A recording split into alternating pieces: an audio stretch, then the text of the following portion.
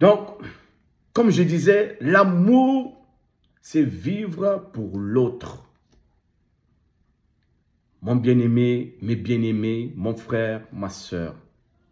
La Bible est en train de dire, je suis toujours dans 1 Jean 3, à partir du verset 16. La Bible est en train de dire, nous avons connu l'amour en ce qu'il a donné sa vie pour nous. Qui a donné sa vie pour toi, frère? Ce n'est pas ton père, ce n'est pas ta mère, ce n'est pas ta femme, ce n'est pas qui que ce soit, mais c'est Jésus-Christ de Nazareth qui a donné sa vie. Sa vie. Cette vie que tu es en train de chérir nuit et jour. Mais il y a quelqu'un qui a souffert, qui a donné sa vie, afin que toi, que tu puisses avoir une vie en abondance. C'est ça l'amour.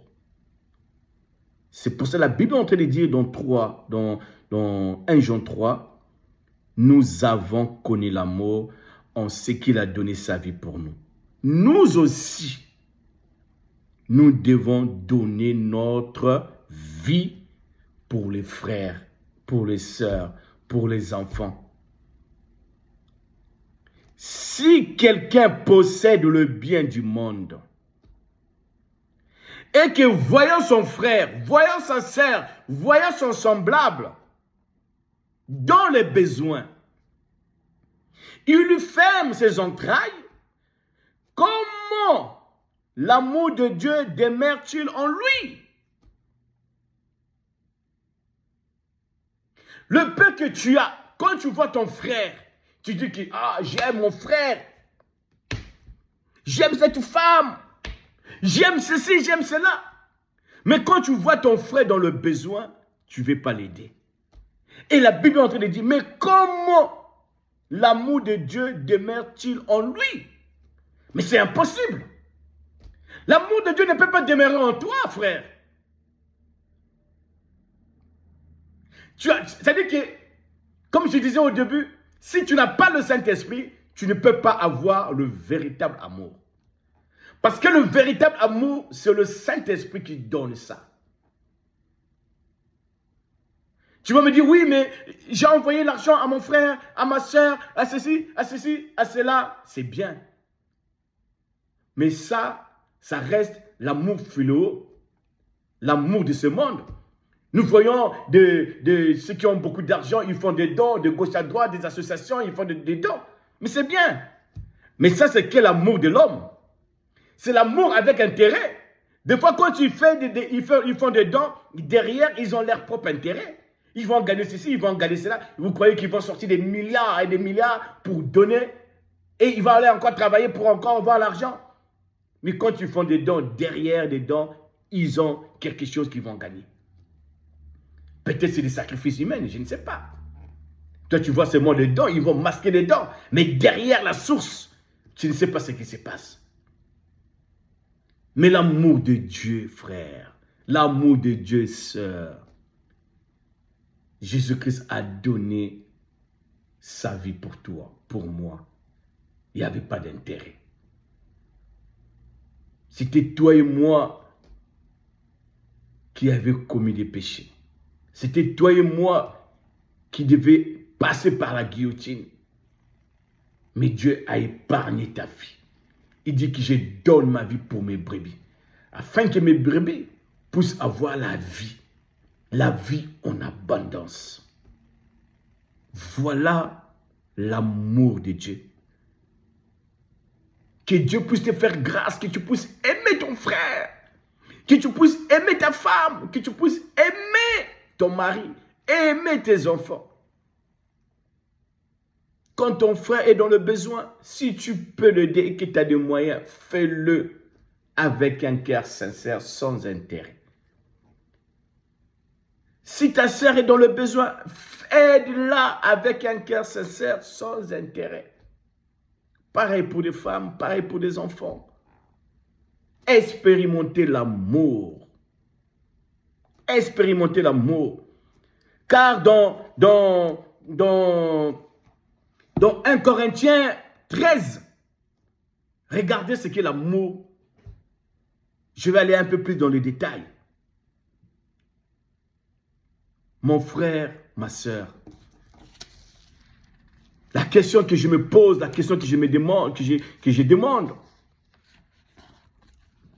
certainement, la Bible est en train de nous dire dans 1 Thessaloniciens 5 à verset 11, c'est pourquoi exhortez-vous réciproquement et édifiez-vous les uns les autres comme en réalité vous le faites. On doit s'exhorter. On doit s'exhorter. On doit toujours dénoncer le mal. On doit dénoncer le mal. On doit dénoncer le mal. Ce qui est tout à fait normal. Le mal doit être dénoncé. Ceux qui font du mal, on doit leur dénoncer. Ce que tu as fait là, ce n'est pas bien. Laisse le mal. Vous voyez? Donc l'amour de Dieu, c'est une vie. Quand tu dis réellement j'aime, je t'aime, mais tu dois vivre pour la personne. C'est-à-dire que le problème de la personne, ça doit être tes préoccupations, tes problèmes à toi. Tu dois te préoccuper pour le problème de X, pour le problème de Y. Ce n'est pas forcément qu'il doit être de la même ethnie que toi, de la même race.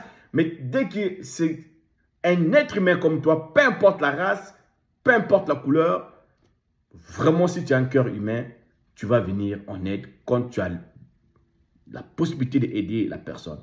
Peut-être pas financièrement, mais ça peut être moralement, ça peut être même assister une personne qui est en deuil, qui est en difficulté. Ta présence, déjà, ça symbolise quelque chose.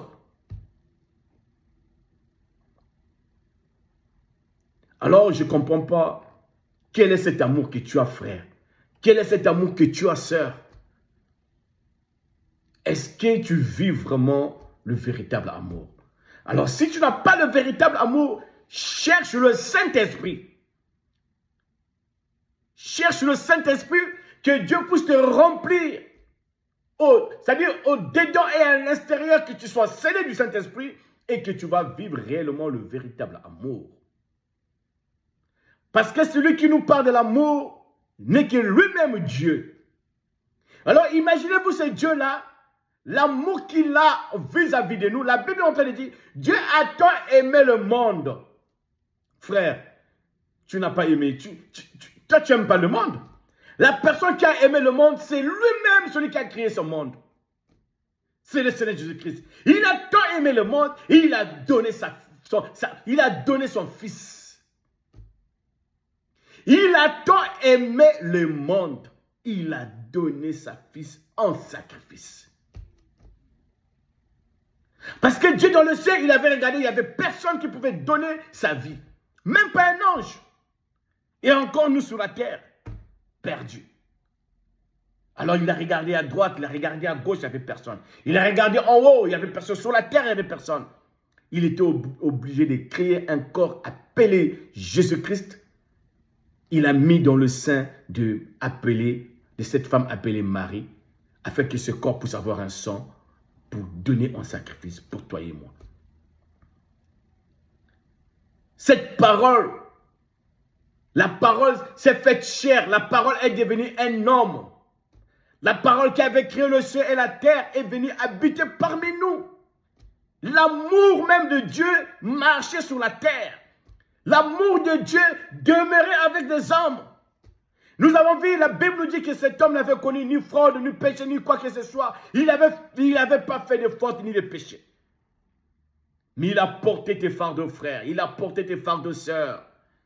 Il est parti jusqu'à la croix. Il n'avait pas mérité cette mort honteuse. Il a porté la couronne. C'est pour ça, à chaque fois que nous venons auprès de Jésus-Christ, nous devons enlever cette couronne d'épines et dire que c'est une couronne de gloire.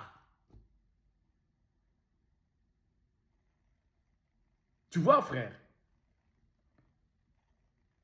Alors, peut-être que tu n'as jamais aimé. Tu vois, sœur, peut-être que tu n'as jamais aimé. Aimer, c'est la base d'un couple. C'est la base de ce monde.